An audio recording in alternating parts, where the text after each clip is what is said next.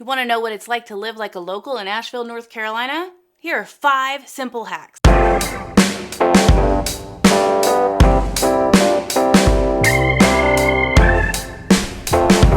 Hi, welcome to Living in Asheville, where we explore what it's like to live, eat, work, sleep, play in Asheville, North Carolina. Click that subscribe button, hit that little bell so you can be alerted to every time we make a new video for you. So the locals might not want me to share all this information with you, but I thought since we're such great friends, I should go ahead and let you in on our little secrets. A lot of people when they move to Asheville don't know exactly how to get in with a crew or with a community. They're not sure where to start. We're going to look at that first. Number 1, find a network. Asheville is huge on community and lending a helping hand, and there's plenty of ways to get involved. So you could just start by doing things that you already love to do. So people in Asheville are all about trading services as well. So say you're a body worker, a massage therapist, and you need some tile work done. People will trade with you. Or say you need a tree cut down and you happen to be a math tutor. People will trade with you. It's also a great way to get to know your neighbors and your friends and create community here. So find something that you excel at or that you have a skill in and offer it to others. Number 2. Now, you probably already know this and you probably already participate since you're on YouTube anyway. But hey, join groups on social media, especially Facebook.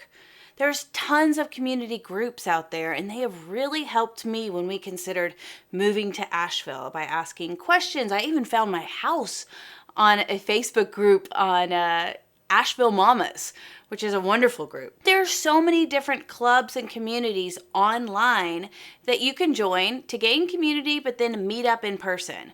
So say you enjoy running, there's a ton of running clubs. Say you enjoy learning how to brew beer. You can join people who want to learn how to brew beer or already know how to brew beer as well. There's also the Meetup app, which I'm sure you're familiar with as well.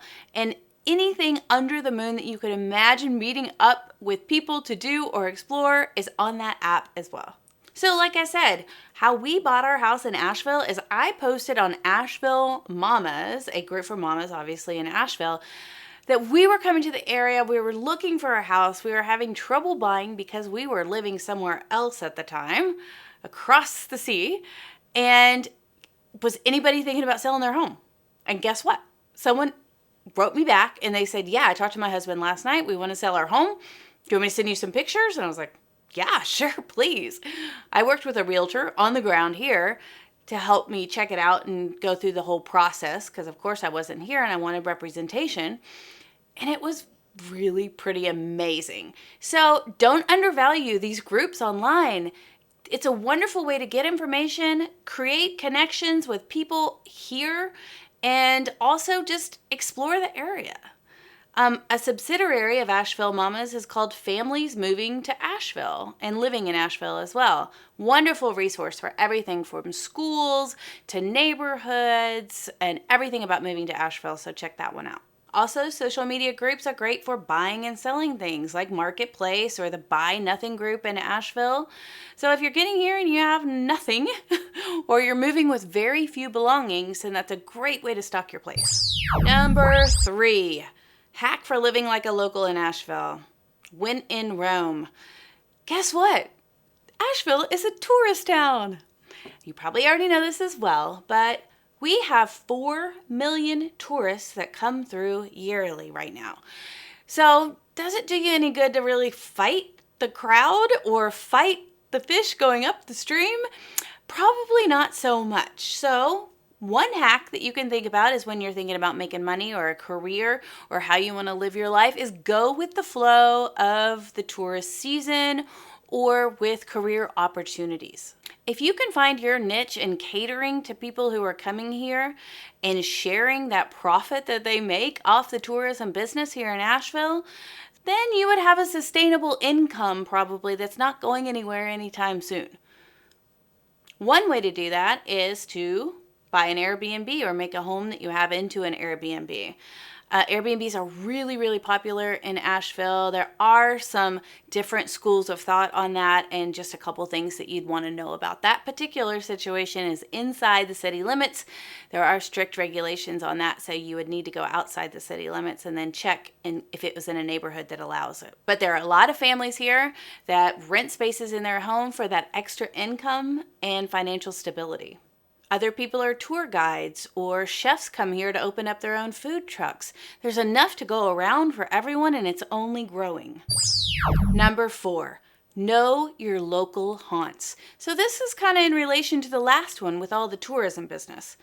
So if we have a lot of tourists coming in, they're mainly going to the places that are marketed for the tourists. They're staying downtown often and on Haywood Street in West Asheville, and they're roaming around the River Arts District, and it's fun to intermingle, but sometimes you just want to hang with your crew. And it's important to know where those places are, that you can be surrounded with other Ashevilleans that are of like mind for a little while, that you can strike up good conversations and even meet your neighbors. Each part of town on the north, south, east, west part of Asheville has these smaller neighborhood haunts where it's mostly local people.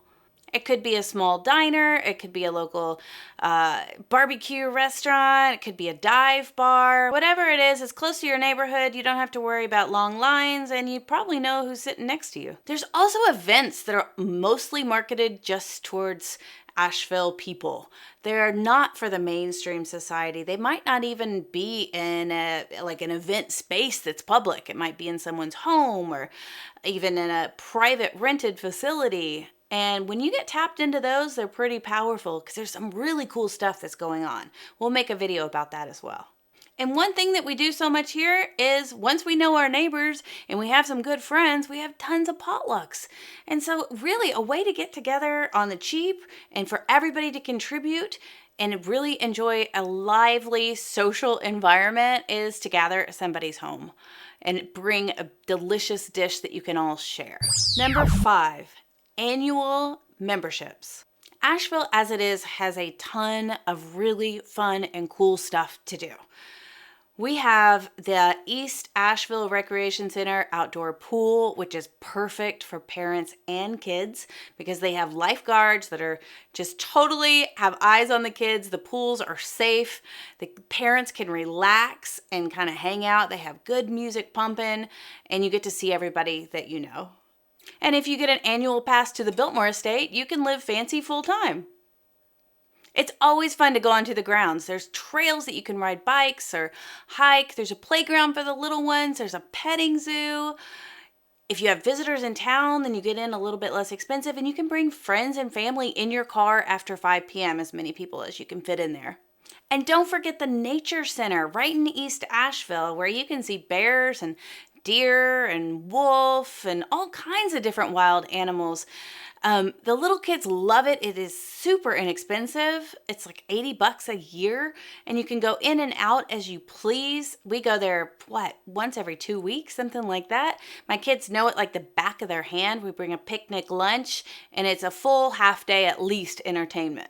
And don't forget the Zoom Pass. The Zoom Pass is something that you can get at your local libraries with your library card, and it's a day pass for free entry into things like the Asheville Museum of Art, the Asheville Hands-On Kids Museum, boat rentals on Lake Julian, and the Nature Center even. I think the Greenville Zoo as well. So check that out. It's well worth it, and it's totally free. The YMCA is really popular as well. There's a few different locations with indoor pools and swim lessons and camps in the summertime. So a lot of people congregate there as well. And don't forget the Racquet Club. Again, a few different locations around town. There's one with a saltwater pool, a great workout facility with childcare. Wonderful place to explore. So you might notice a theme in everything that I'm saying. And I hope you're putting it together because it's probably not too difficult. And it's community. In Asheville, we value community. We value being together. We value working as a team to ensure that the quality of life is good here. And we want to make sure everybody is held and supported to the best of our ability. So really the biggest hacks when you think about living in Asheville, get involved. Be a part of it. That's the way to flourish in this city. But what about introverts? What about people who don't want to be around people all the time? That's okay too. There's a group for that. So there you have it. If you want to learn more about Asheville, North Carolina and what it's like to live here truly as a local, then check us out, subscribe, push that little button, and you'll be alerted when we make new videos for you. And if there's a video that you want to see that we haven't made yet, comment below. Tell us what you think. Give us some recommendations. Or if you don't agree with something I've said, I'll be glad to hear that as well. Until then, ciao for now.